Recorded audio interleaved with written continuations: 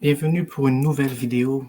Aujourd'hui, nous sommes à une période particulière pour ceux qui étudient la prophétie d'après l'ancien calendrier hébraïque.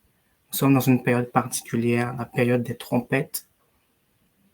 Et juste avant d'étudier cette petite réflexion qui s'intitule « J'ai lu un songe, Jésus revient bientôt, mais c'était le faux », je vous invite à écouter cette petite mélodie qui s'intitule Rosh Hashanah, qui signifie en hébreu la fête des trompettes, pour avertir le peuple de Dieu.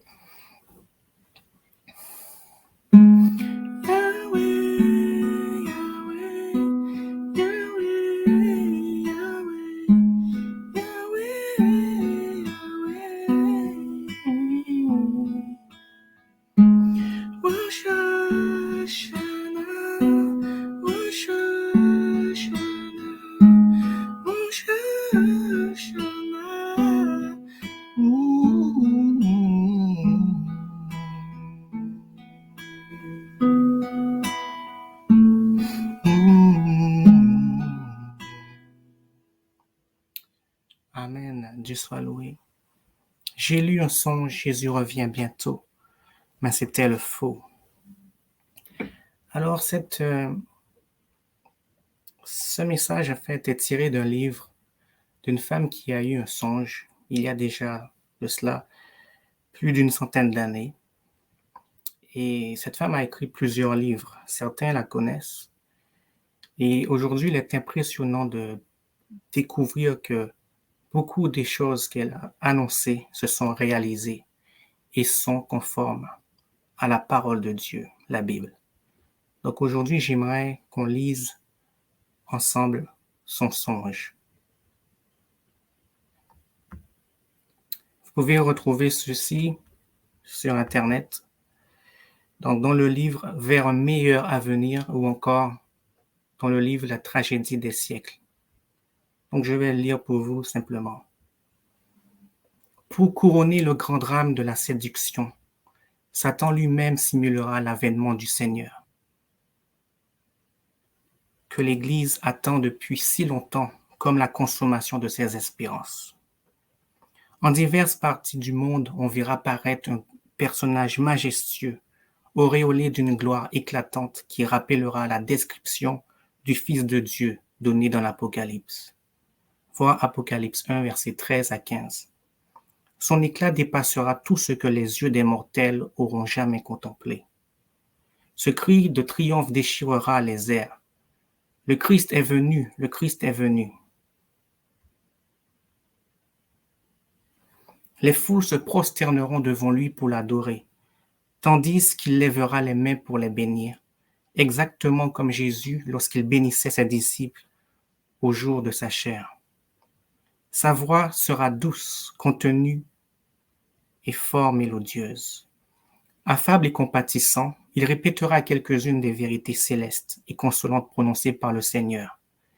Il guérira les malades, puis, en vertu de son autorité, ce faux Christ affirmera avoir transféré le sabbat au dimanche et ordonnera à chacun de sanctifier le jour qu'il a béni, c'est-à-dire le faux sabbat qui est le dimanche.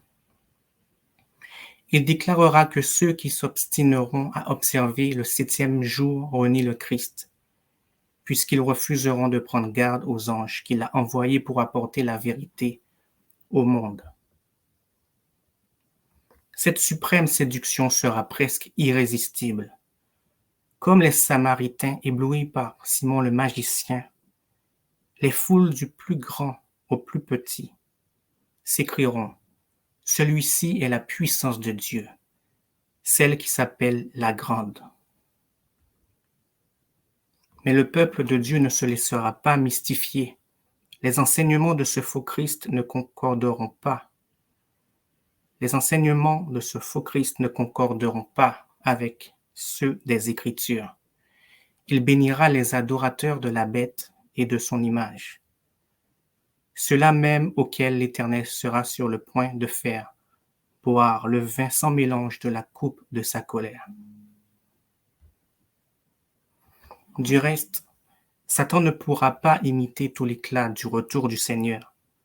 Jésus a prémuni ses disciples contre toute duperie sur ce point en décrivant clairement le mode de sa venue. Il s'élèvera, dit-il, de faux Christ et de faux prophètes.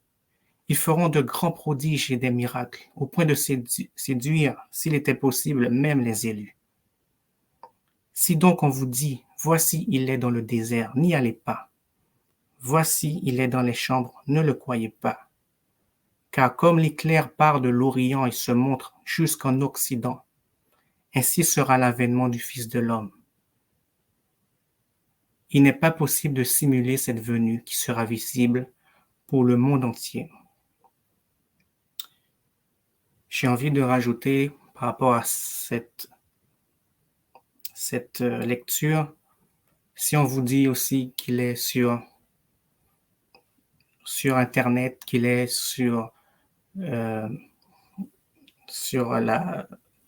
dans la télévision, peu importe le moyen de communication, sur votre cellulaire ou autre, n'y allez pas. Prenons en garde les conseils de Jésus-Christ pour nous préserver. Donc j'espère que certains comprendront le message de ma petite voix, mais il s'agit d'une trompette. Que Dieu vous bénisse. Shalom Aleichem.